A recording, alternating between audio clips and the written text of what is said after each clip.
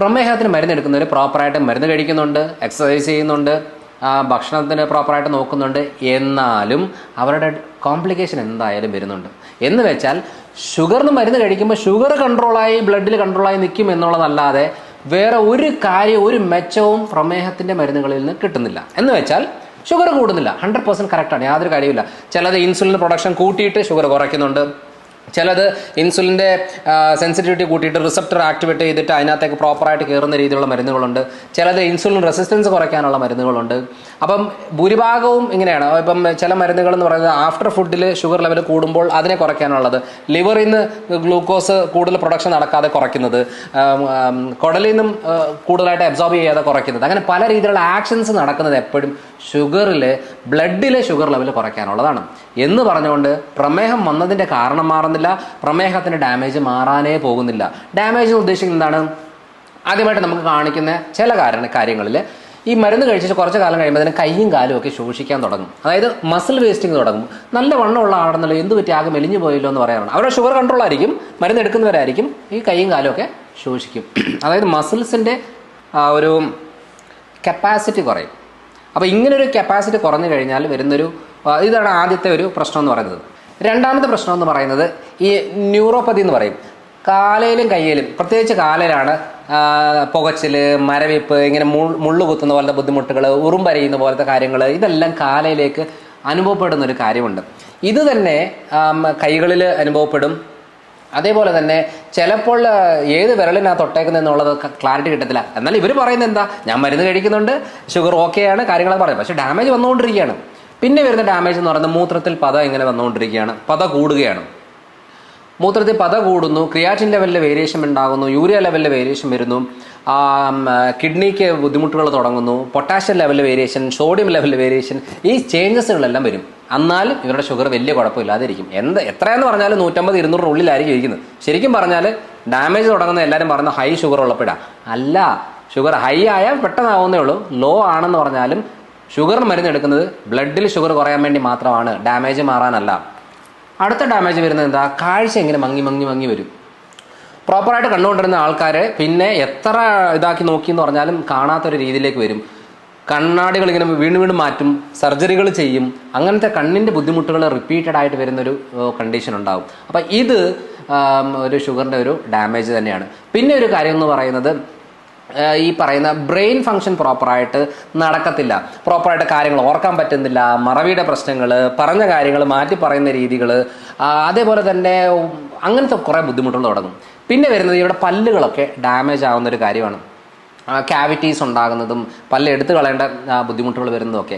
അതേപോലെ വരുന്നൊരു കാര്യമാണ് സ്കിൻ എപ്പോഴും ഡ്രൈ ആവുന്നൊരവസ്ഥയായിരിക്കും. സ്കിന്നിലെ ഫംഗസ് പ്രശ്നങ്ങൾ, ചൊറിച്ചിലിൻ്റെ ബുദ്ധിമുട്ടുകൾ, എല്ലായിടത്തും സ്കിന്നിന് ചൊറിച്ചിൽ അനുഭവപ്പെടുന്നത്, കാലിലൊക്കെ ഇങ്ങനെ റൗണ്ട് പാടുകൾ വരുന്നത്, നഖമൊക്കെ ഇങ്ങനെ പൊളിഞ്ഞു വരുന്നത്, ഈ നഖത്തിൻ്റെ എന്തെങ്കിലും ചെരുപ്പോ കാര്യം ഉണ്ടായി കഴിഞ്ഞാൽ ഫംഗസിൻ്റെ സ്മെല്ല് അനുഭവപ്പെടുന്നത്, സംസാരിക്കുമ്പോൾ വായിലൂടെ സ്മെല്ല് വരുന്നത്, ദഹനത്തിൻ്റെ ബുദ്ധിമുട്ട് അനുഭവപ്പെടുന്നത്, അറ്റാക്കുകൾ, സ്ട്രോക്കുകൾ, രക്തക്കുഴലുകൾ ഭൂരിഭാഗ പ്രശ്നങ്ങൾ. രക്തക്കുഴലിൻ്റെ മെയിൻ പ്രശ്നം എന്ന് പറയുന്നത് ഒരെണ്ണം പുരുഷന്മാരിൽ കാണുന്ന ഉദ്ധാരണ പ്രശ്നമാണ്. അപ്പം ലൈംഗികമായിട്ടുള്ള താല്പര്യം ഉണ്ടെങ്കിലും ഉദ്ധാരണം നടക്കാതെ ബുദ്ധിമുട്ടുന്ന ഒത്തിരിയേറെ ആളുകളുണ്ട്. ഇതെല്ലാം ശരിക്കും പറഞ്ഞ കോംപ്ലിക്കേഷൻ. ഈ കോംപ്ലിക്കേഷൻ നമുക്ക് നിസ്സാരമായിട്ട് ശരിയാക്കാൻ പറ്റുന്ന കോംപ്ലിക്കേഷനാണ്.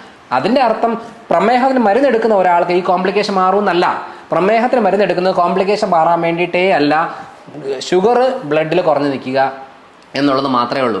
അപ്പോൾ ഡാമേജ് വരാൻ കാരണം എന്തൊക്കെയാണ്, ഡാമേജ് വന്നതിന് കാരണം കുറച്ച് കഴിയുമ്പോഴത്തേനും ഇപ്പം നമ്മുടെ ഈ സിനിമ നടൻ വിജയകാന്ത് കാല് മുറിച്ച് മാറ്റി. അതേപോലെ തന്നെ നമ്മുടെ കേരളത്തിലെ പൊളിറ്റീഷ്യനൊക്കെ ഷുഗർ കൂടിയിട്ട് കാല് മുറിക്കുന്ന ഒരു അവസ്ഥയിലേക്ക് വന്നു. അപ്പം അറിയേണ്ട കാര്യം എന്താണെന്ന് വെച്ചാൽ കാലിലേക്കുള്ള രക്തഓട്ടം നമുക്ക് പ്രോപ്പറായിട്ട് നിസ്സാരമായിട്ട് ശരിയാക്കാൻ പറ്റുന്ന കാര്യങ്ങളാണ്.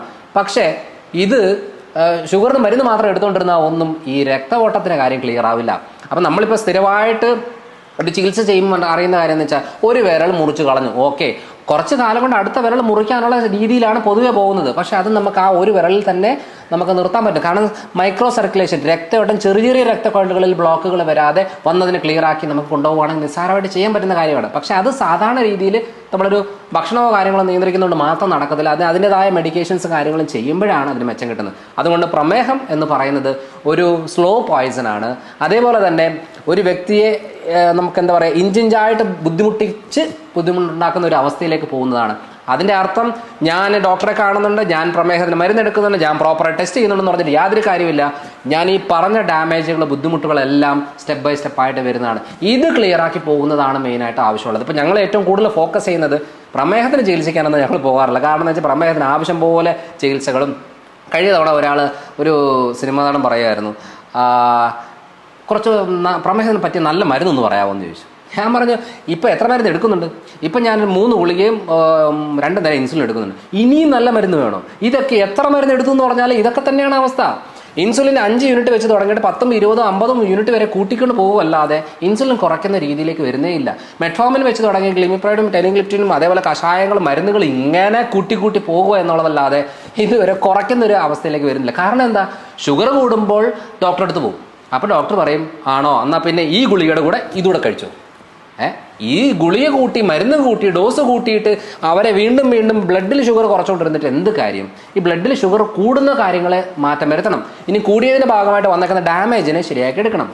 അതുകൊണ്ട് മരുന്നെടുക്കുന്നവർ മരുന്നെടുത്തോ, ഒരു കുഴപ്പമില്ല, മരുന്ന് എടുക്കണം. പക്ഷെ മരുന്ന് എടുത്താലും ചെറിയ ഡാമേജുകൾ ക്ലിയർ ആക്കാനുള്ള കാര്യങ്ങൾ നമ്മൾ ശ്രദ്ധിച്ചില്ല എന്നുണ്ടെങ്കിൽ നമുക്ക് തന്നെ മനസ്സിലാവും, ശരിയാണല്ലോ, ലൈംഗിക താല്പര്യമുണ്ട്, ഉദ്ധാരണം നടക്കുന്നില്ല. കാല് ഉണ്ടെന്നറിയാം, പക്ഷെ ഏത് വിരലിന് തൊടുന്നു അറിയില്ല. ചെരുപ്പ് ഇട്ടിട്ടുണ്ടോ ഇല്ലയോ എന്നറിയില്ല. ചെരുപ്പ് ഇടാതെയാണ് നടക്കുന്നത്, ഇട്ടാണ് നടക്കുന്നത് ഒരു ധാരണയില്ല. അതേപോലെ ഏത് സമയം കാലിൽ പുകച്ചിൽ ഇങ്ങനെ തീച്ചുളയുടെ മുകളിൽ കാല് വെച്ച ഒരു അവസ്ഥയിലേക്ക് നിൽക്കുകയാണ്. ഇങ്ങനെ ഡെയിലി ബുദ്ധിമുട്ടുകളാണ്. ഷുഗർ ലെവൽ കൂടിക്കഴിഞ്ഞാൽ രാത്രി ഉറക്കവും കിട്ടത്തില്ല ക്ലിയർ ആയിട്ട്. സ്കിന്നിൻ്റെ പ്രശ്നങ്ങൾ, പല്ലിൻ്റെ പ്രശ്നങ്ങൾ, കാഴ്ചയുടെ പ്രശ്നങ്ങൾ, A to Z നാഡി നരമ്പുകൾ എല്ലാത്തിനും ഡാമേജ് വരികയാണ്. അപ്പോൾ ഈ ഡാമേജ് ശരിയാക്കുക എന്നുള്ളതാണ് ഞങ്ങൾ മെയിനായിട്ടും ഫോക്കസ് ചെയ്യുന്ന ഒരു ഏരിയ. ഫർദർ ഡാമേജ് വരാതെ, വേറൊരു വിരൽ മുറിക്കാതെ, വേറൊരു കാല് മുറിക്കാതെ. കാരണം കാല് മുറിക്കുക എന്ന് പറഞ്ഞാൽ അതിൽ കൂടെ 5 കൊല്ലത്തിൽ കൂടുതൽ ജീവിക്കുന്നവർ വെറും 5% ആൾക്കാരേ ഉള്ളൂ. കാരണം മുറിക്കുക എന്ന് പറഞ്ഞാൽ കുറച്ച് നാളൂടെ അവർക്ക് നിലനിന്ന് പോകാൻ വേണ്ടി മാത്രമേ ഉള്ളൂ. അതിൻ്റെ അർത്ഥം കാല് മുറിച്ചത് കൊണ്ട് അവർ ആരോഗ്യം കിട്ടി ഓക്കെ ആയെന്നല്ല.